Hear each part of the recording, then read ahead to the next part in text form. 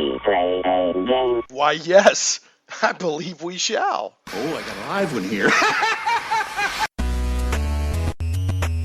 Getting geeky in Little Rock, it's Shane Plays Geek Talk, a journey into the things we love. I'm your host, Shane Stacks. Thanks so much for tuning in, whether you're listening on 101.1 FM The Answer on Saturday, October 26th at 1 p.m., or by podcast, or on YouTube, or on Krypton Radio. One of the many ways that the show goes out after the radio broadcast. I'm just glad you're here. I love radio and podcast and all that cool stuff. This is a pre-recorded show, so don't try to call in, but you can tweet me at Shane Plays, ShanePlays, and I'll always love to get feedback or questions or whatever on the show.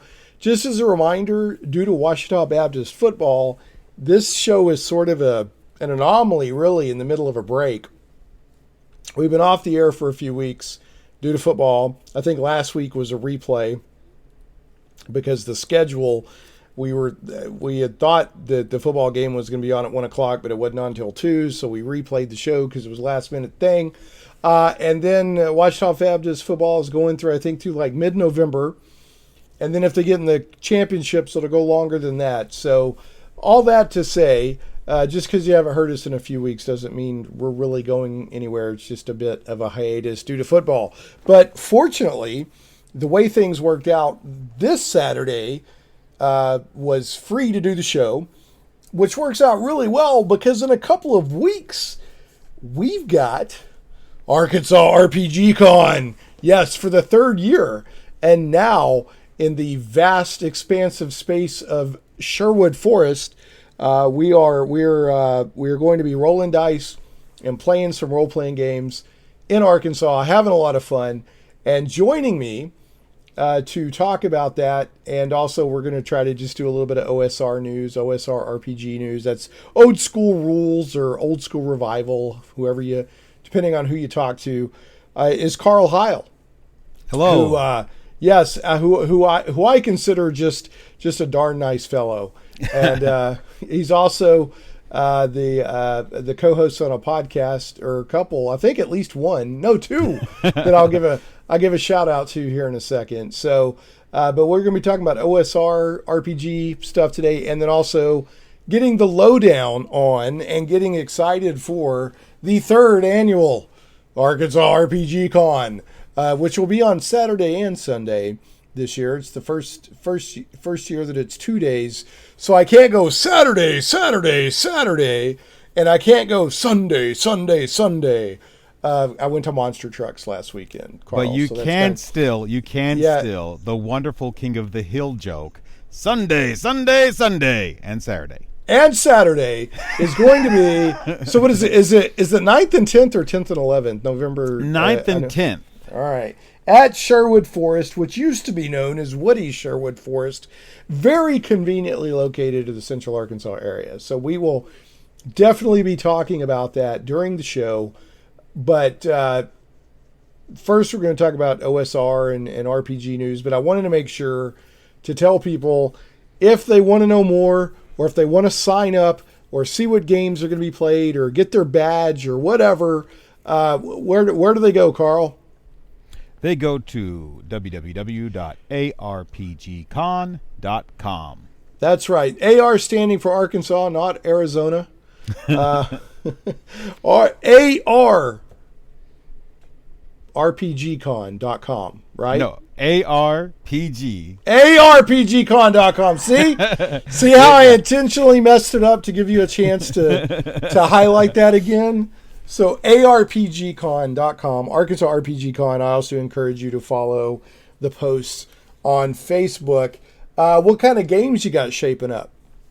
It's a great, fantastic mix of old school and new school gaming, which is always something I'm excited to see. I love all kinds of games. Yes, and sir. We have everything from 1974 Dungeons & Dragons to 5th edition Dungeons & Dragons, everything from Call of Cthulhu to Delta Green to Dungeon Crawl Classics, Classic Traveler. I mean, just such a great mix of games. It's a good mix of games. It definitely is. And my buddy Tony, who's been on the show definitely more than once, he's running the fantasy trip, and then I think he's about 90% committed to running GURPS.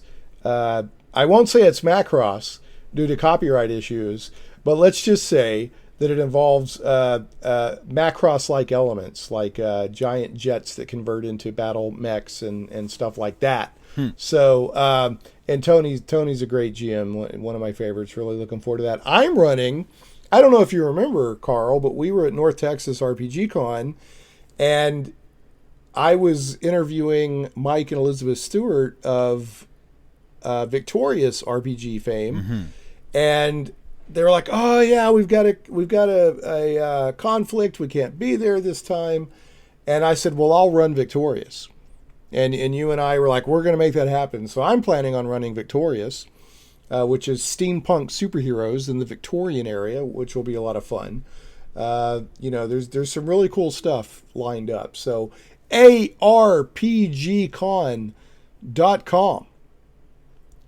Go there, or B Square. November 9th and 10th, Sherwood Forest. How much is the 2-day? How much is it to get in there for all that goodness? Well, we were lucky enough to be able to offer our 2-day badges at the same cost as our badges were last year. So it's still just $20. And we had thought about doing an early bird pricing and raising the prices closer to the event. But, I don't want anybody to feel like they're not going to be able to make it because of a small monetary shift. So it's going to stay $20. It's going to be $20 for the 2-day event. I love it. That makes me happy in deep and abiding ways. So I'm looking forward to it. I'm going to be there both days. There's plenty of games I want to get in on. I didn't get a chance to play Classic Traveler last year. So anyway, we'll talk about arpgcon.com and the con itself in later in the show. So what I thought would be fun, because you and I are both OSR, old school rules, old school revival, what you want to call it, kind of guys. And I mean, I would say that you're probably deeper into that part of the hobby than I am, but I love it. I definitely love me an old school game, whether it's a genuine old school game or a newer game designed to feel old school. So we thought it would be fun to grab some news items, talk a little bit about what's going on in the world of OSR gaming, OSR tabletop gaming, before we did a deeper dive on Arkansas RPG Con. Before I do that, I do want to give a shout out to a couple of podcasts. One would be the Crusader podcast, which Carl is a co-host on. It's DM Carl and DM Crispy. No, not who's on. That's well, Save or Die. Yes, Who's on the Crusader with you? So the Crusader, it's a podcast that was started by CK Jesse. So it would be CK for the Crusader because we're Castle Keeper. Right. Yes. It is Jesse and myself. Tyler Morrison was a co-host for many episodes. He had to step away due to some other conflict. He's a busy guy. Podcasting takes more time than people realize. Right. And I mean, because there's all this research that you have to do beforehand when you want to talk intelligently about a product. But we were you could just be like me and just jump out not even knowing if your ripcord is in place or not. So I've done that a few times. Yeah, I've done that more than once. I do like to research though. And then, it generally comes off as a better podcast when I have to ask this about Tyler Morrison.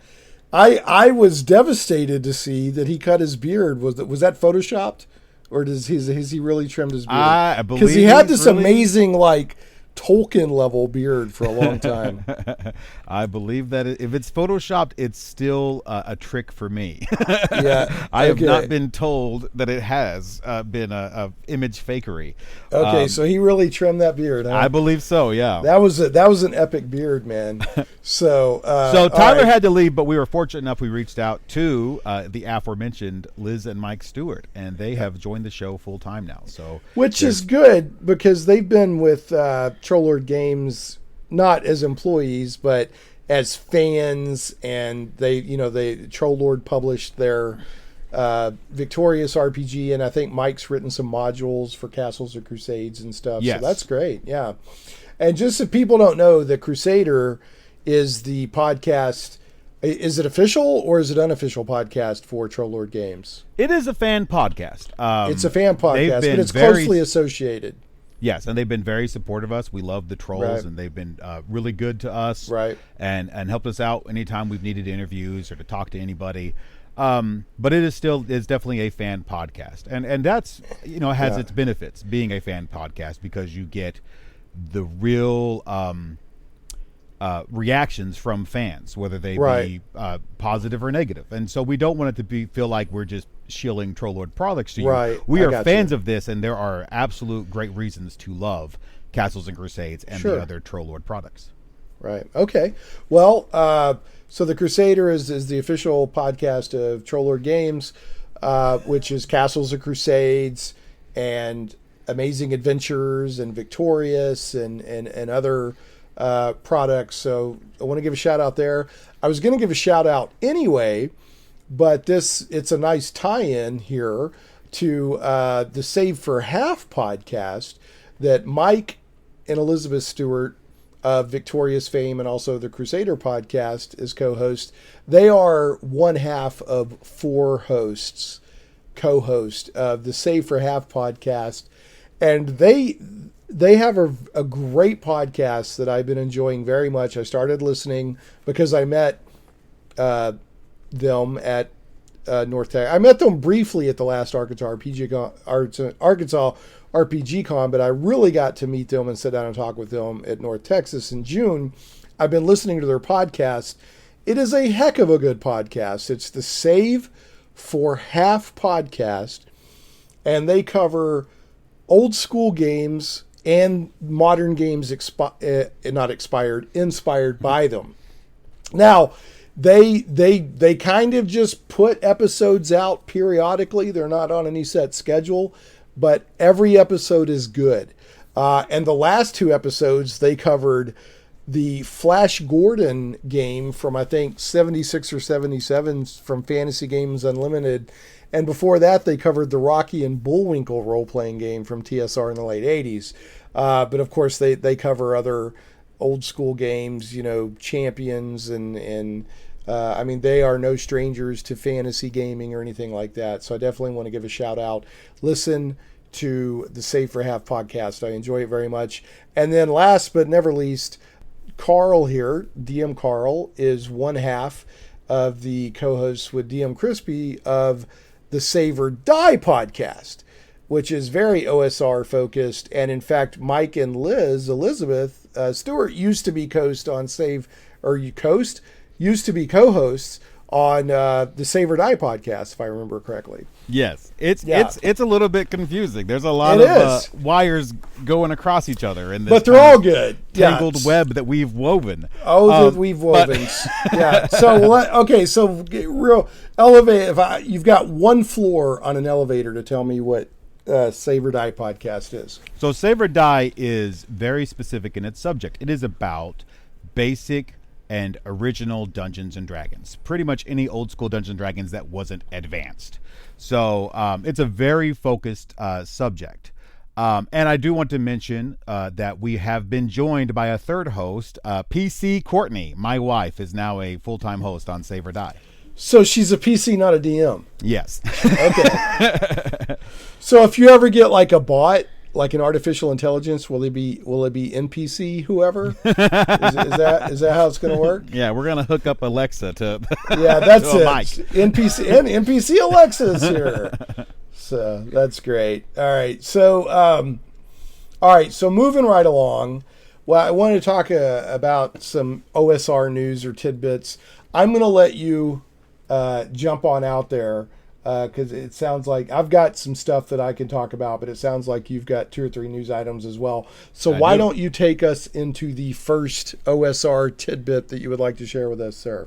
All right, the first OSR tidbit, and this has somewhat to do with Trollord Games. One of the people that work at Trollord Games, Jason Vey, also runs his own game company called Elf Layer Games, and they have a Kickstarter currently going. It's called Night Shift: Veterans of the Supernatural Wars. And Jason Vey just has a great mind for mechanics. He's a great game designer. He is the author of Amazing Adventures, a fantastic game from Trollord Games that we have. Yeah, and that's talked like about on Pulp the Crusader. Adventures. Yeah, it's like a Pulp Adventures type of RPG. Yeah, and it's really, Right. it can handle really anything. Like it's kind of got that feel to it, but it could handle fantasy. It can handle pretty much anything. It's built on the Castle and Crusade system. It's 100% compatible. So it's on the I always want to say Sage, but it's the Siege engine. Yes, the Siege engine. Yes, exactly. Okay. All right. But yeah, Night Shift is a urban horror game. So kind of think about Buffy the Vampire Slayer, Supernatural, those types of shows and stories. That's what you'd be telling with Night Shift, and it is currently on Kickstarter. If you are catching this as a podcast, pause the podcast and go now. And run in and go support. So where's the OSR angle on here? Well, it's Jason Vey is a super duper OSR guy, Right. And it is a new kind of OSR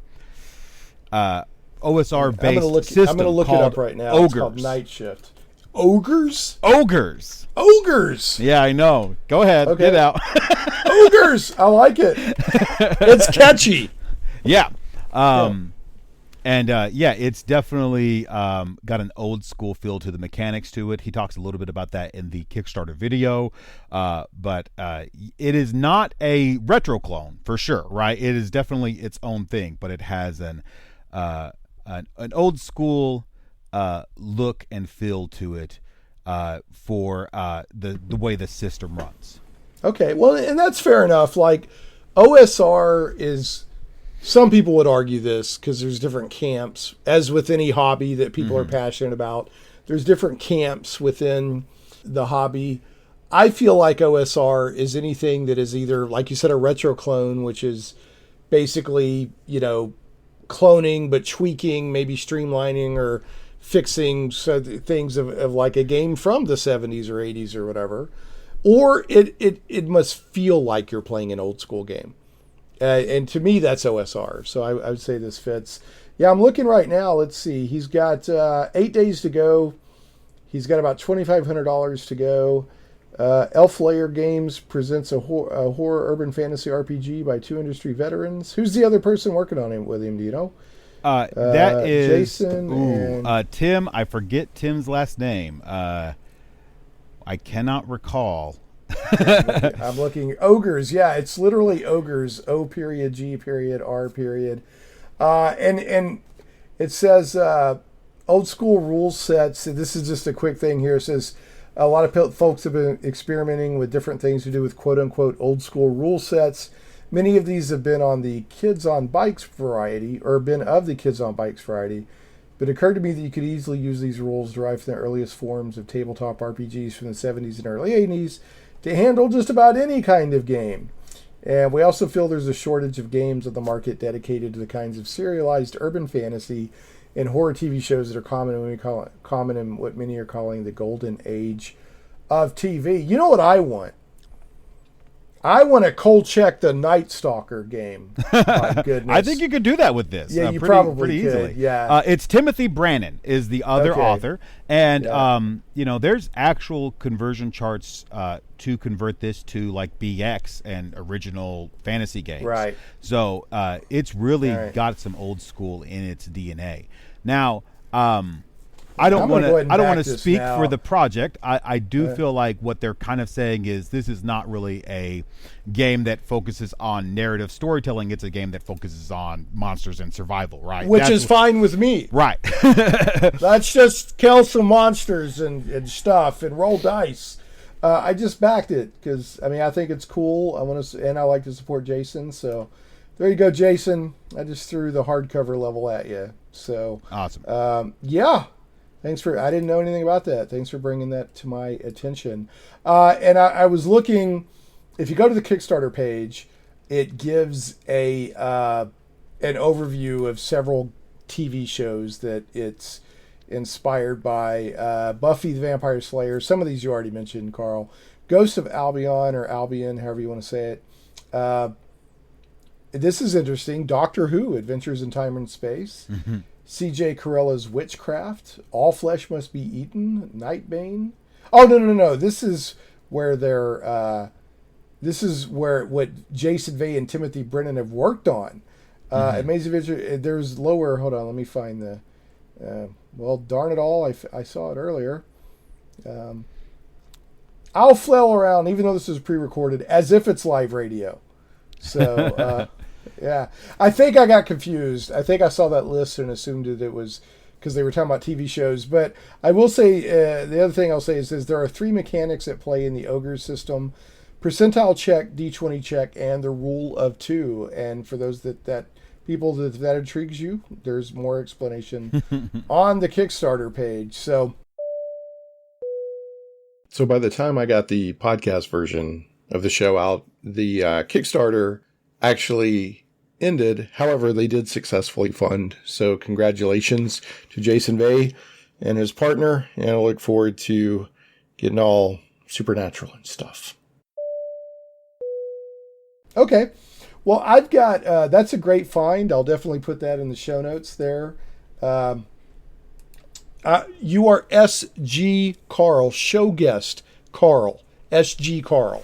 So since some podcasts, evidently, you have to either be a CK or a DM or a PC. You're an SG Carl. So this is interesting. I was actually in the Discord for Morris's Tabletop RPG podcast, and a guy popped in and was talking, and he mentioned one of his projects that he's working on, and it's called D.R.E.A.D. Now, don't confuse this with the D.R.E.A.D that you play with a Jenga game as the mechanic, but it's D period R period E period A period D period, and that stands for Dangerously Rare Elixirs and Decoctions, which is a perfect example of when you have a cool acronym and then you find stuff to make it fit, right? So what's interesting on this is now it's 5e. This is a setting and expansion, alternative ways to play, however you want to put it, for D&D 5e, but it's intended to bring an OSR flavor to 5e. For example, one of the things he's tinkering with is, like in a lot of old school and in old school D&D, every gold piece you found was an experience point. So that's one of the things that he's playing around with here. Mm-hmm. He's capping levels on characters. He also wants to use monsters as basic ingredients for alchemy. And then, so there's kind of a couple of things going on here. He wants it to make it feel like because 5e, some people would make the argument that it's overpowered out the gate. I don't know if I make that argument, but, used to in, D&D, like you could roll up your character and die in the first fight really easy. So he's kind of trying to kind of tinker with that, but then also add some new stuff. So he's got the gold as XP. He's kind of lowering the level of things to make things more challenging. But then he's introducing this alchemy concept, and you use alchemy as a way to overcome level caps. So, if that interests anybody at all, the link will be in the show notes. And people can go check it out. He's got a whole blog here talking about it. And it doesn't, in my opinion, like when you go to the blog here, it's on blogspot.com. It's OSR D.R.E.A.D, .blogspot.com. And that's the thing. But to me, like, the description doesn't necessarily jump out as, what he's talking about, the statement on game design and intention. as OSR, but the way he explained it to me was that he's trying to OSR-ify 5e, if that makes any sense. So, yeah. So there you go. It's kind of, and then he's also the blog itself. He does reviews of OSR, like modules and products and stuff like that, if you go to the main page of the blog. So there you go. I love gold as XP. I think it's funny how people have this visceral reaction to the idea of gold as XP as unrealistic, but they don't have that reaction to like killing monsters as XP. Like that, there's no real reason why your wizard should be able to learn more spells because he killed a monster. You know. Well, but yeah. If you want to put a common sense thing on D&D, which I don't. You know, right.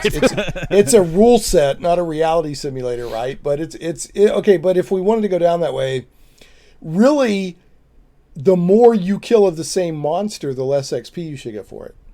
Well, my argument for gold as XP is if you are playing treasure hunters, what better way to measure growth than hunting treasure? You know, the more treasure you find, the better of a treasure hunter you are.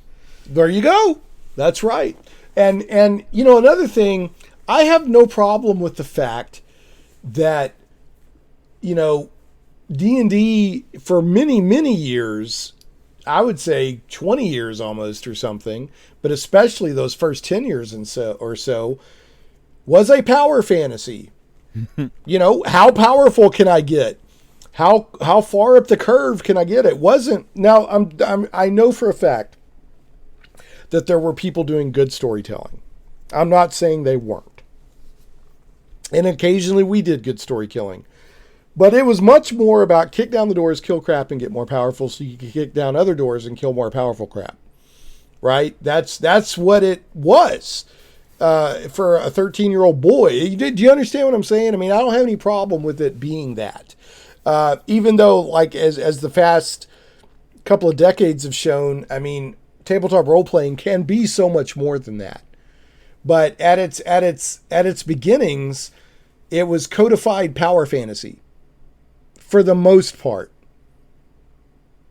So you're being very quiet. So do you disagree? I don't necessarily disagree. I do think really it's the climb, right? It's this progress from zero to hero. So like it's almost feels more power fantasy now when you start out with like 15 hit points extra. Oh, I see. Yeah. So it's like it's like you started out, you weren't powerful at all. Like you were actually quite crumbly. Right. So I do think there is definitely some of that. I mean, you can find early talks about Dungeons and Dragons where they talk about who doesn't want to be the big strong warrior. So I mean, and you know, being a wizard and being able to alter the fabric of space and time, right? But you know, I don't necessarily think that it's moved away from that. I do think that's still an element of the game. I think there's still people who play it to get this kind of sense of like interacting in the world in a meaningful and powerful way. I think that's honestly why we play games in the first place, because we get this sense of catharsis of like making the correct decision and having the right outcome, which life barely ever provides to you. Correct. I would agree with that. I guess to circle back to my original point, well, to agree with you, I'll just say I got no problem with every gold piece you find being XP. Big pile of gold, big pile of XP. I'm fine with it. If you want, is that monster a walking bag of XP? I'm okay with that. So I'm okay with with killing stuff for the pure enjoyment of getting more powerful and getting loot. Just like I'm okay with a campaign being an opening delicate flower of narrative rarity. I'm fine with both. You know, but there's some people that they only want it to be one way or the other. But anyway, I will not rant. Next, you have another item. Lay your item on us. I do. This is a fun one. There's not a lot of meat on this bone, I'm afraid to tell you. But Target has released their 2019 holiday toy catalog. And the reason this is OSR is because you used to be able to find D&D box sets in Sears catalogs. Well, now you can find them in Target catalogs. The D&D box set made the 2019 toy catalog from Target. Isn't that incredible? I love that because some of my biggest feels that I get are when people post on social media like a photo from like an 80s toy catalog or something. Because, I mean, when I was a kid, that was a big deal. Look through the catalog and circle what you wanted for Christmas and all that. And I love looking over that stuff. But yes, I know exactly what we got our catalog like a day or two ago. And instead of it being a big, huge, like Sears phone book catalog, it's a thinner catalog, but it's toys. It's all toys. And I saw that. I was like, oh, I'm so glad they're doing that. And my wife and I actually spent a couple of minutes talking about how much we love looking through toy catalogs when we were kids. So I did not look through it and see the D&D box set, but I love the fact that it's in there. Yeah, it's hidden on page 38. Right? Up in the corner, but I mean, yeah, just crazy to see it come so full circle. The popularity of the game today mirrors so much the popularity in the early to mid 80s. It really does. Yeah, it really does. It's interesting, you know. Just waiting on that cartoon. As soon as we Yeah, I am waiting on that cartoon. That's right. I don't know if you and I ever get a chance to talk about that the Brazilian car commercial? Oh, where it's they did so the good. live action. That was so good. You know, I was talking with somebody the other day. I mean, I've mentioned more than once, I got feels when they made it home in that cartoon. It was so well done. The only thing that cartoon messed up, or the not the cartoon, but the commercial messed up, in my opinion, was they all showed off the powers of their magical weapons. And Sheila, you know, the one that has the hood, you put the hood up and she goes invisible on the cloak. I guess they couldn't figure out when for her to demonstrate her power. So they all pile in the SUV or crossover or whatever that was. And after she's in the back seat, then she pulls her hood up and disappears. And I'm like, that was odd. But I guess they couldn't figure out when to show it. So they showed it then. So I thought that was pretty funny. But anyway, okay, well, that's good. I think that's a good OSR-ish, OSR feels that there's a toy catalog with D&D box sets. I think that is freaking great. So just to be quite honest about it. All right, let me see. I've got another news item here, or a tidbit, OSR tidbit. I wanted to give a shout out and say that I'm pretty excited that the Lost City of I mean, we knew the Lost City of Gaxmore was going to fund, right? Because it came out the gate strong.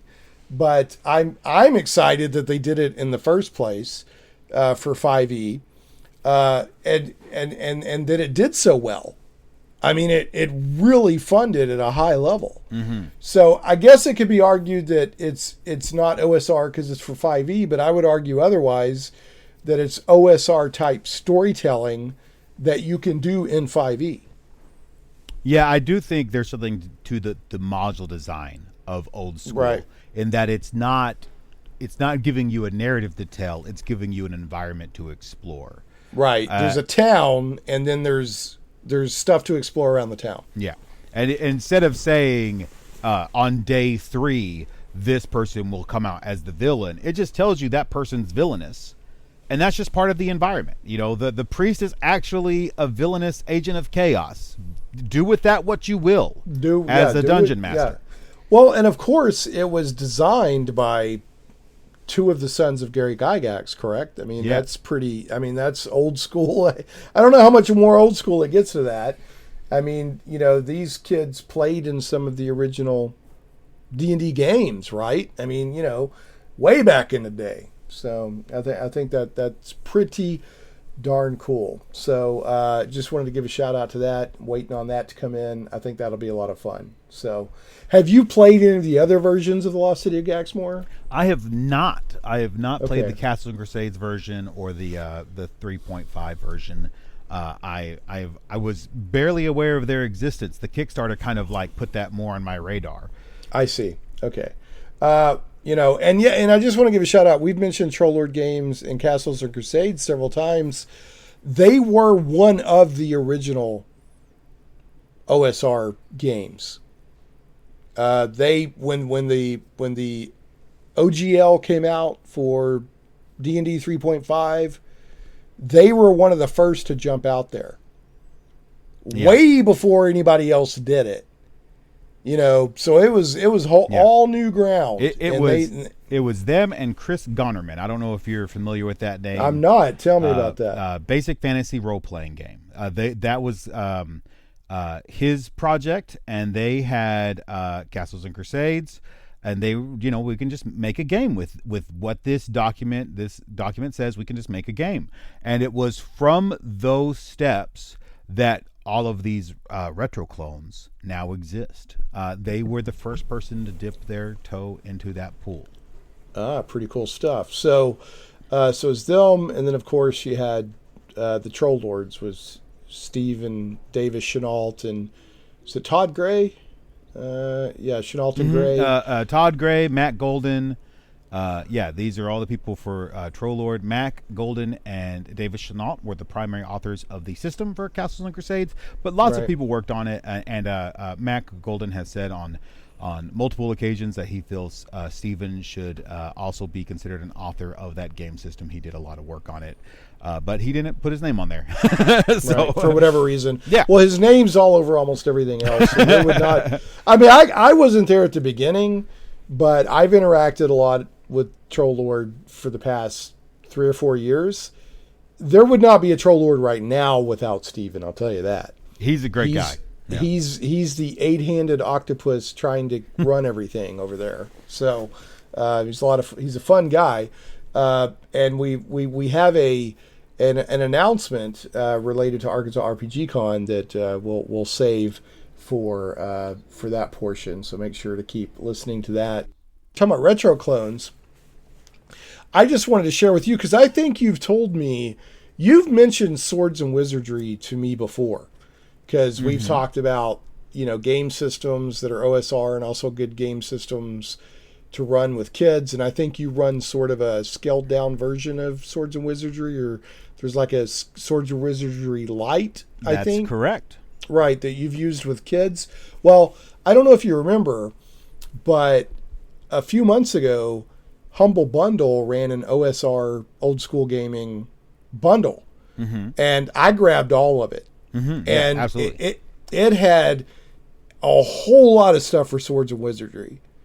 And I got really excited. I didn't realize what Swords and Wizardry was till I started looking through it. And it's like if somebody had written Basic Expert now, right? Like with, in quote unquote, fix the flaws or whatever, or with the, not fix the flaws, with the benefit of hindsight, wrote what it would have been. Mm-hmm.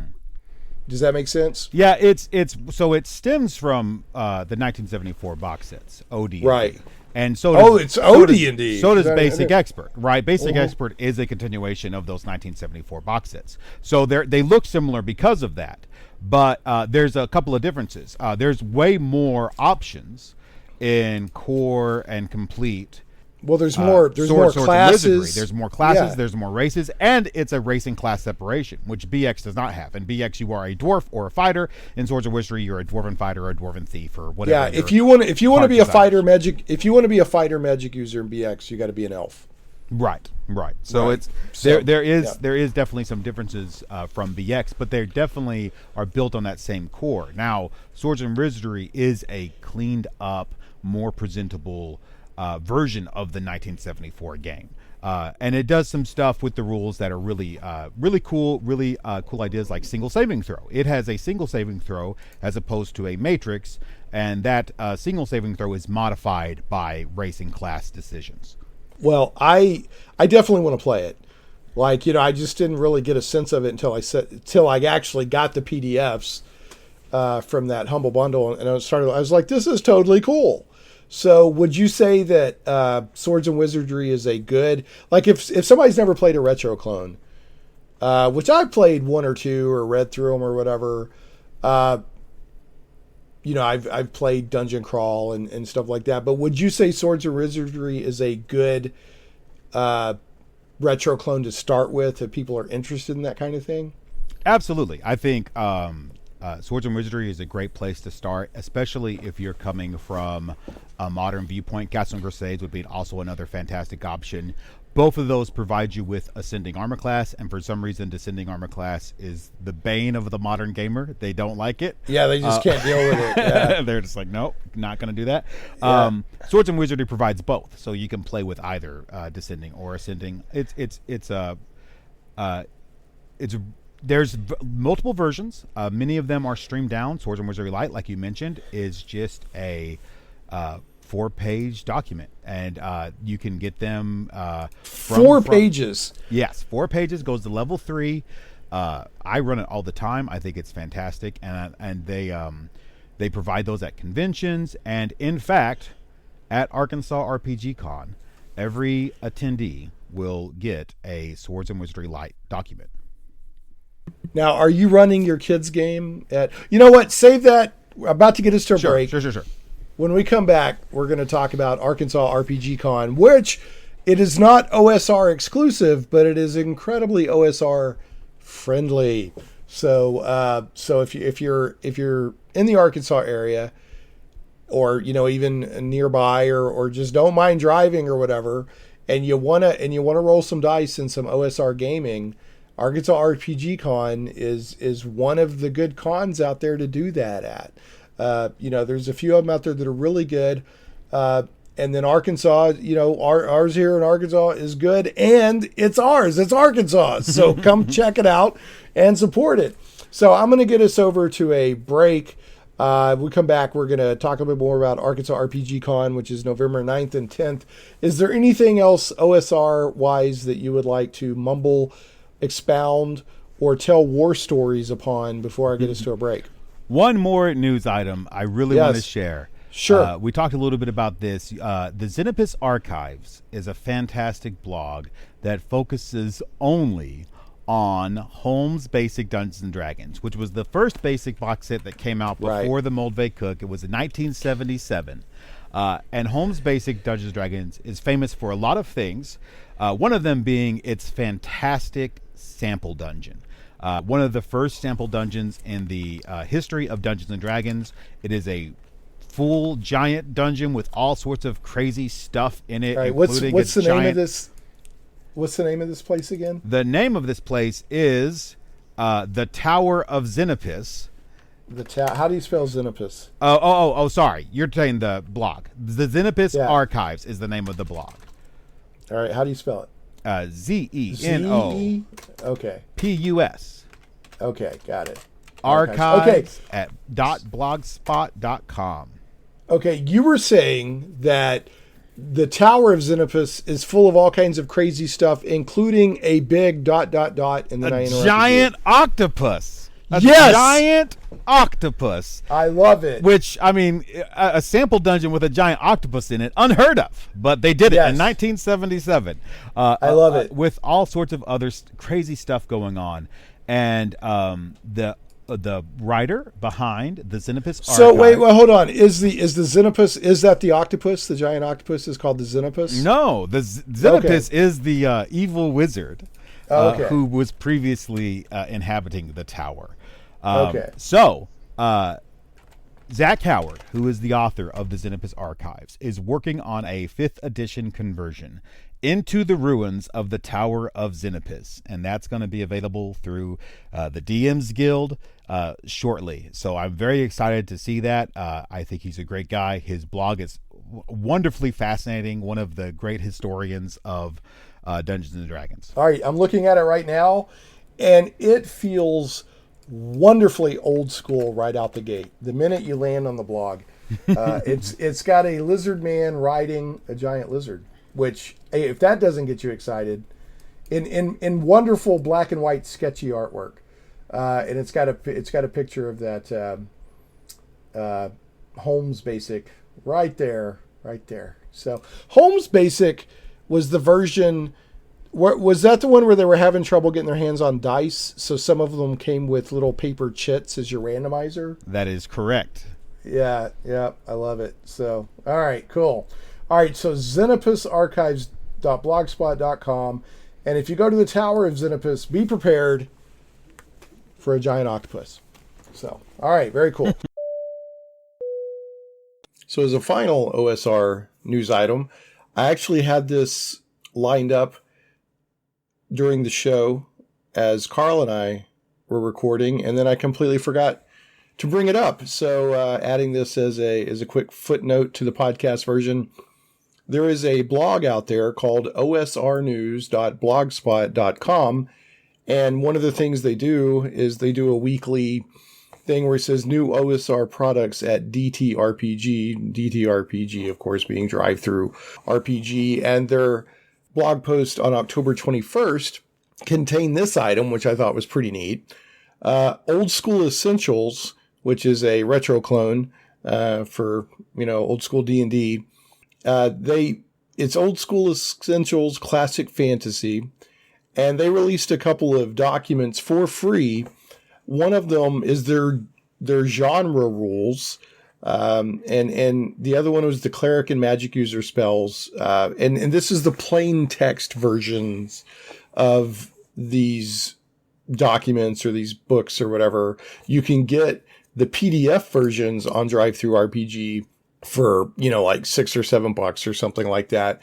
But for these two things, the genre rules and the cleric and magic user spells, they released it as plain text, RTF file plain text, and with the note that it's provided as an aid to others who wish to create their own house rules documents or retro clones, which is pretty neat of them. So, and that's from Necrotic Gnome, is the company or person or team or whatever behind Old School Essential Classic Fantasy. So I'll put those notes into the show notes, and now that finally puts a pin, fork, whatever, in this week's OSR news chat, and we'll move on with the rest of the show. All right, well, I'm going to get us to a break, and when we get back, we're going to be talking more with Carl about Arkansas RPG Con, which is where you can roll some dice right here in the Diamond State and the Natural State, and get your tabletop RPG on when we get back on Shane Plays Geek Talk. Comic book lovers, visit thewildstars.com today. From the mind of author and comic book industry expert Michael Tierney, it's not just a comic book, it's a comic book novel. The Wild Stars is sci-fi and so much more. Learn the explanations behind UFOs and space gods. This isn't the Twilight Zone. This is the region of the Milky Way galaxy known as the Wild Stars. We guarantee you've never read anything like it. The complete comic book novel took 20 years to tell, with one reviewer noting, the story of the Wild Stars stretches ambitiously across space and time, from small-town murders to the destruction of planets, with every event given multiple layers of meaning. If you haven't read The Wild Stars, you're missing out.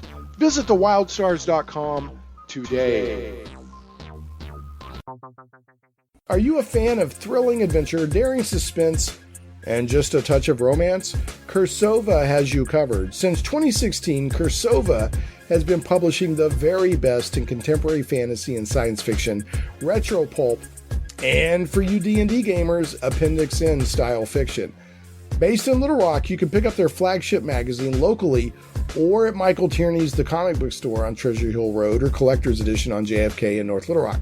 Swing by one of Michael's stores and pick up an issue or find them on Amazon. CIRSOVA, doesn't start with a K, it starts with a C. CIRSOVA, Cursova Magazine. Check them out today. I want to go ahead and throw out some love to Game Goblins. Some goblins are your friends.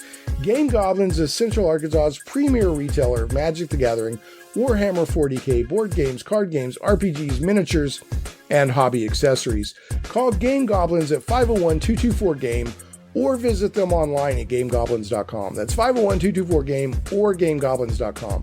Conveniently located 1121 South Bowman, right on the corner of Bowman and Canis in West Little Rock, and staffed by friendly employees, Game Goblins has expanded their store size, and there is plenty of room for exciting inventory and tables for play space. You'll like that space because Game Goblins has gaming events every day of the week. For all of your gaming needs, I heartily recommend Game Goblins. Make sure to check out their customer loyalty program that rewards you based on your actual purchases. Game Goblins earns your business and keeps it. First-time customers, mention Shane Plays and receive $10 off your purchase of $50 or more. Tell them Shane Plays sent you. And folks, if you do visit any of my sponsors, please tell them that you hear about them on the show. That helps them know that their advertising money and the relationship we've built is time and money well spent. Shane Plays Radio is blessed to have sponsors, and we appreciate them very much. However, did you know that you can also support the show as an individual for as little as $1 an episode? Simply go to patreon.com/Shane Plays. Welcome back to Shane Plays Geek Talk, a journey into the things we love. I'm your host, Shane Stacks, joined by Carl Heyl, who is the founder and coordinator of Arkansas RPG Con and also the co-host on the Crusader podcast and the Save or Die podcast, which are both old school rules, old school survival, old school revival, however you want to call it, OSR tabletop RPG gaming focused podcast. And then the Arkansas RPG Con it's not OSR exclusive, but it's very OSR friendly. It's also I think it's the only real RPG con we have in Central Arkansas, unless I'm completely confused. There are definitely other conventions that have RPG events, but they are not RPG cons. They are Comic Cons. They are general nerd-friendly conventions that have some sort of RPG circuit with them. This is just role-playing games. That's all we do at Arkansas RPG Con. Right. Tabletop role-playing games. Arkansas RPG Con, November 9th and 10th. I always want to say Woody Sherwood Forest, at Sherwood Forest in Sherwood, Arkansas. The Sherwood Forest Event Center. Plenty of space, plenty of room for all that gaming goodness. And I'm sure like previous years, there's going to be lots of good games, lots of good vendors. You can go to arpgcon.com and sign up, see what games are running, propose an event, say, hey, I would like to run a game. I myself will be running Victorious, which is the steampunk superheroes in the Victorian era game by Mike and Elizabeth Stewart through Trollord Games. And I hope to be playing in others, like I think Vampire 5th Edition, the Old School Traveler, GURPS. There's plenty of stuff I want to play in. But there's a big announcement that I saw on Facebook, which is actually really big news, not only for OSR gaming, but for Central Arkansas gaming, since it involves the Central Arkansas Gaming Company. What is that big announcement for this year's Arkansas RPG Con there, Carl? Trollord Games will be at Arkansas RPG Con 2019.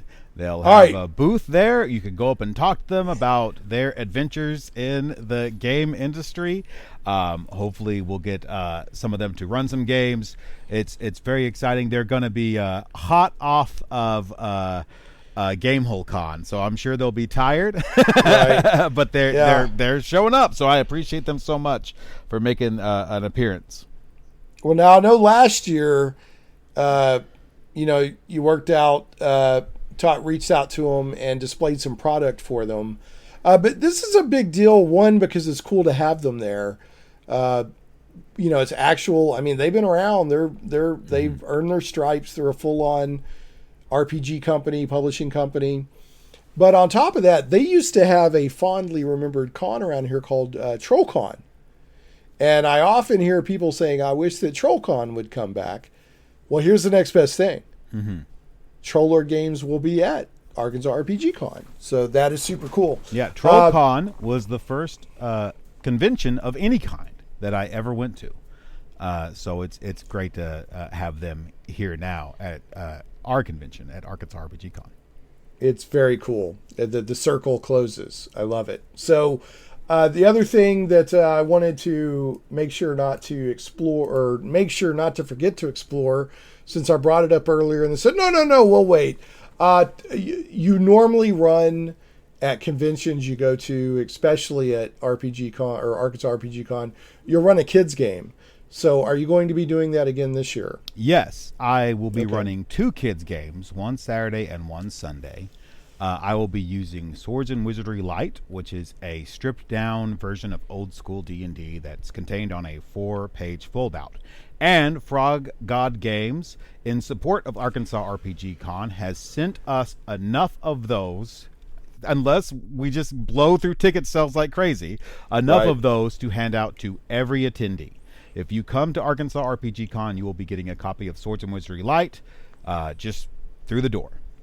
Nice. So, yeah, I will say that the swag bag at the last 2 Arkansas RPG Cons has exceeded a lot of larger cons that I've been to. The swag bag has been good.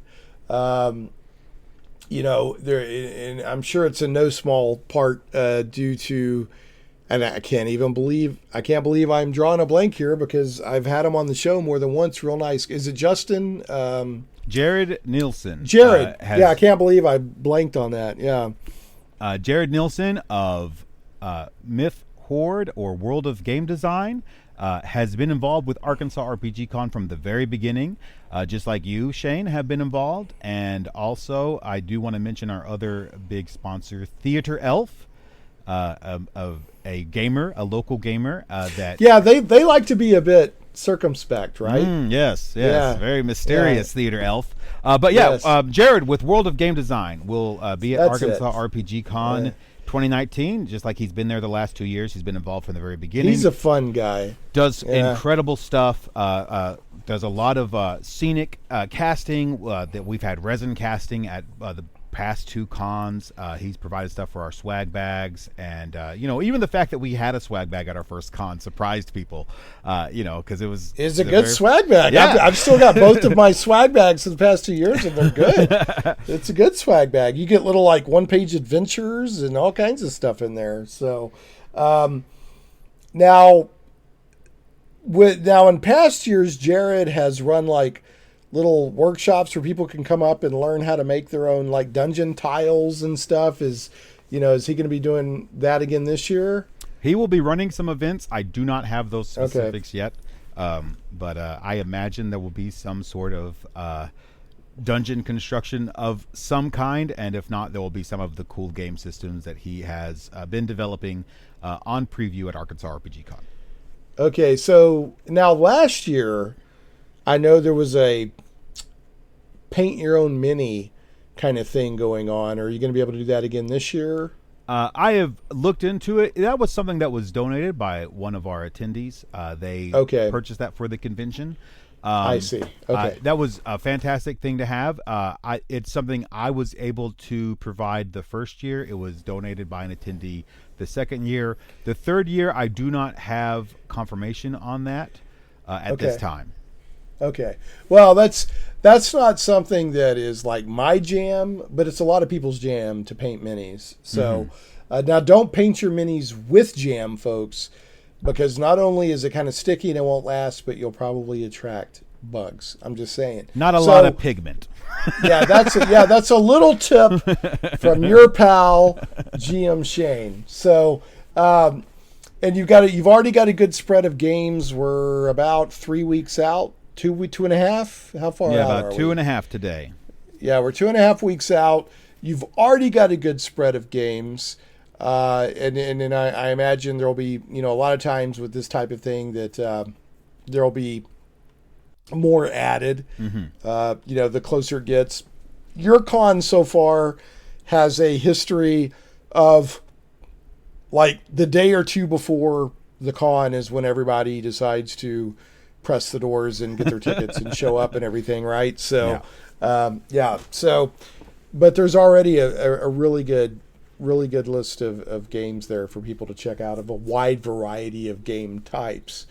I haven't looked. Is there any? I don't think I'd want to play it ongoing, but I'd like to check out Pathfinder 2 just to experience is there any Pathfinder 2 on the schedule? There yet? Is. We do have Pathfinder 2 in Arkansas RPG Con, and that's exciting to me. I know that's a hot topic right now in the RPG world, and it's great to be able to host all kinds of games, including the latest and greatest from Paizo. Well, yeah, I think that there are ways I could put it that would be more cynical, but let's just say I'm system promiscuous. I love to try new systems, even if it's just once. I like to see how the system works. I like to play with the math of it. I like to, what were they thinking when they did this one, and all that stuff. So let's look at the schedule real quick. I'm pulling up. You've got this amazing. It's called a website, and I'm on it right now. And it's information you can access right from your own computer or phone, folks. If you go to ARPGCon, not ARPGCon, but ARPG.com, ARPGCon.com. Let me say it that way. And you can check out the event schedule and sign up. $20 gets you both days, Saturday and Sunday. So let's look at, I'm seeing Call of Cthulhu, I'm seeing Classic Traveler, I'm seeing D&D 5e, I'm seeing Delta Green, which is sort of the X-Files meets Call of Cthulhu. DM Crafty is going to be there with old school Redbox D&D. Now, folks, let me tell you about DM Crafty.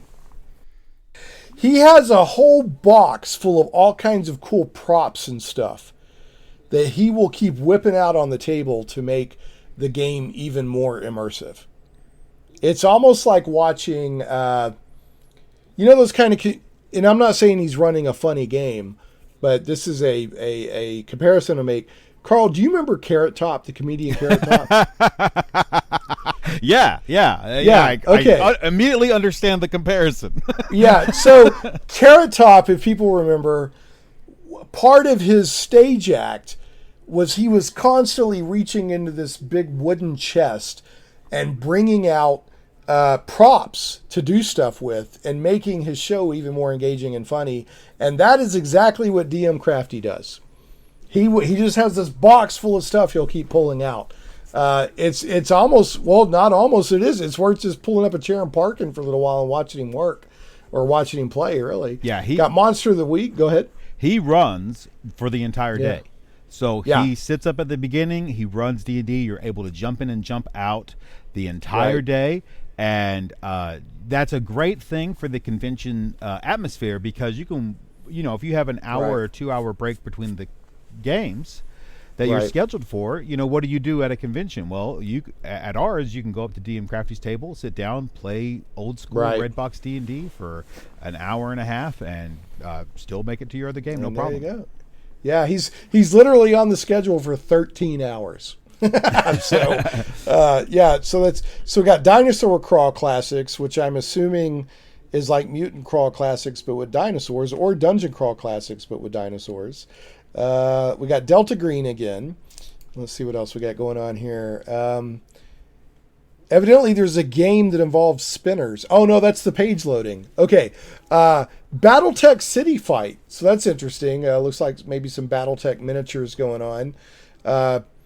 OD&D. Oh, cool. There's an OD&D game going. The Sapphire Shrine of the 11-Eyed Goat Demon. There you go. I mean, that's family entertainment at its finest. Pulp Cthulhu, D&D 5e, D&D in Ravnica. So Ravnica is a Magic the Gathering setting. Vampire the Masquerade 5th edition. Those are the new. I would very much like to try that out. There's Starfinder, which is Pathfinder in space. Dungeon Crawl Classics. Is that going to be your sister running that again? Yes, she is running both Dungeon Crawl Classics and Dinosaur Crawl Classics. Okay. There's another DCC variant called Dark Trails, and she'll be running that as well. I'm looking at that right now. Yeah, and I know at least one person who's interested in that Dark Trails. So, yeah, Dungeon Crawl Classics, Dark Trails. And then DM Crafty is running again on Sunday. And then we've got, so DM Crafty's on the schedule twice. We got Monster of the Week again, Call of Cthulhu, Outlaws of Desolation Peak. That's some more Cthulhu action. Worlds Unbound. I'm not familiar with that. Hero City. What is that, I wonder? You know, I don't have all of the details. My understanding is this is a system that was kind of homebrewed into existence. A bunch of house rules that became their own system. So it's maybe the only chance you ever get to play it. Worlds Unbound. All right. And then we got Pathfinder 2nd Edition. And then we've got this. I love this because this is going to be 2 years in a row. I'm running, last year I ran Star Wars D6, which is the West End Games version from like the 80s and early 90s, maybe mid 90s, D6 version of Star Wars. And then one of the players that I had last year in that, I think it was their first time playing it or they hadn't played it in a while or something like that. Now they're running Star Wars D6 this year. I love that so much. And then I'm going to be running, I know there's going to be looks like some GURPS on the schedule. I'm going to be running Victorious, which is a steampunk superhero in the Victorian era that's running on Trollord's Siege Engine. And I'm sure there'll be other games on the list. So that just gives kind of an idea of the variety of games. So we need people to come out. We need players. We need GMs. $20 for 2 days, Saturday and Sunday. That's a great deal. Once you're in the door, these games don't cost you anything. The only thing you're going to pay for is if you want something from a vendor. Or are you going to have food trucks again this year? Yes, both of the food trucks that were there last year have agreed to come back, and they will be there for quick lunches right outside the doorway. Right. So there's, and it's also if people want to, leave and come back. I mean, it's basically in Sherwood. I mean, there's plenty of place. You could practically walk to Walmart if you need to run over to Walmart and get some snacks or something. So. Folks, check it out. It's arpgcon.com. Look for Arkansas RPG Con on Facebook. Go to arpgcon.com and sign up. Check out the games and come out and have some fun. This will be my 3rd year going. I've been to every one of them so far, and Carl and I have done cross-promoted and helped each other out every year. I love having my relationship with you, Carl, and with Arkansas RPG Con, and it's a great fit for Shane Plays, and I'm glad we've been able to keep the relationship going. You're super easy to work with. I could vouch for people. Carl's goal here is not to make money off of you. He wants people to come out and have a good time and play games. And that's it. So he tries to make it as easy as possible for tabletop role-playing games to happen like this in Central Arkansas. So if you like that kind of thing, or if you want to check, have you been watching Critical Role or these other live plays? A lot of times these conventions, people show up who've been watching it online but have never played. Come on out. These games are designed for people to just sit down and start playing. It's assumed that the people who sit at these tables may not know how the game works. Yeah, I think there's a little bit of hesitancy where people think if you go to a convention, it's going to be all the experts, right? And you're going to be encroaching on all the experts doing their expert gaming. But, it's absolutely welcome for new gamers, first-time gamers. Any experience level is absolutely welcome to come in and sit down at a table and play these games. Yeah, come on out, have some fun. And again, a lot of times when I'm playing a game at a convention, even though I've been playing role-playing games since like the 80s, it's the first time I've ever played that game. Right.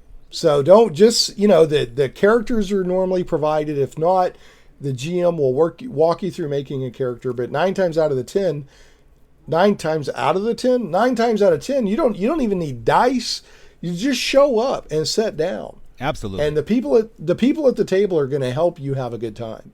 So the GM is going to make sure that you have a good time. It's a game master or dungeon master, DM, or CK for castle keeper or storyteller. But it's basically, there's somebody there making sure that the game's running and that everybody's having a good time. So Arkansas RPG Con, November 9th and 10th, Sherwood Forest in Sherwood, Arkansas.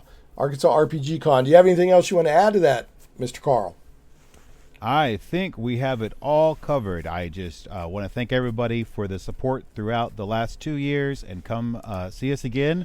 And I hope everybody has a good time at Arkansas RPG Con 2019. Woohoo! This is my Rusty showing. I forgot to get my bad joke of the week lined up. I have a bad joke of the week for you. Do you? Sure. I'm prepared. All right. Oh! I see how it is. Okay. Well, you get to do the bad joke of the week then. Folks, ladies and gentlemen, if this week only, he'll be here all week. Make sure to tip your bartenders and waitresses. DM Carl with the bad joke of the week. This is a bad joke, a nerd joke, and arguably a D&D joke. Lay it on me. All right. My friend helped me move the other day. Just my friend. He helped me move the other day. It was a real platonic solid. Man. It doesn't feel good to be on that side of it, does it, Shane? I both hate and love you so much at this very moment. That was pretty awful. Yeah, I understand better now the impact of these bad jokes, but I do love it. It's incredibly nerdy. It was a real platonic solid. Platonic solids, of course, are dice, or could be. Dice are platonic solids. Let's put it that way. But not all platonic solids are dice. So only your friend helped you move, and it was a real platonic solid. I love it. So on that note, let's go ahead and end, and I'm going to fall off my chair and go fetal on the floor for a few minutes as I process the mental anguish to my psyche. But the worse the joke, the better. So you've gone up. I already had a lot of respect for it, Carl. Yeah, that's a Carl Heyl original. I made that joke up. Oh, did you really? Yeah. Yeah, you've gone up even higher. in my, if I will see you at Arkansas RPG Con, if not before. Thanks so much for your time and everything you do for the local gaming community, and all that good stuff, my friend. All right, thank you. For one night only, your life will be changed forever. Saturday at the Springfield Speedway. Don Crusher Woodard. John the Skunk Tremaine. And the Team Tomomatsu Dirt Riding Duck Masters and the year's biggest Monster Truck Rally. One night only. Plus the amazing, The astounding. The unbelievable Truckosaurus. 20 tons and 4 stories of car-crunching, fire-breathing, prehistoric insanity. Whoa! One night only. One night only. One night only at the Springfield Speedway this Saturday. If you miss this, you'd better be dead or in jail. And if you're in jail, break out. Be there.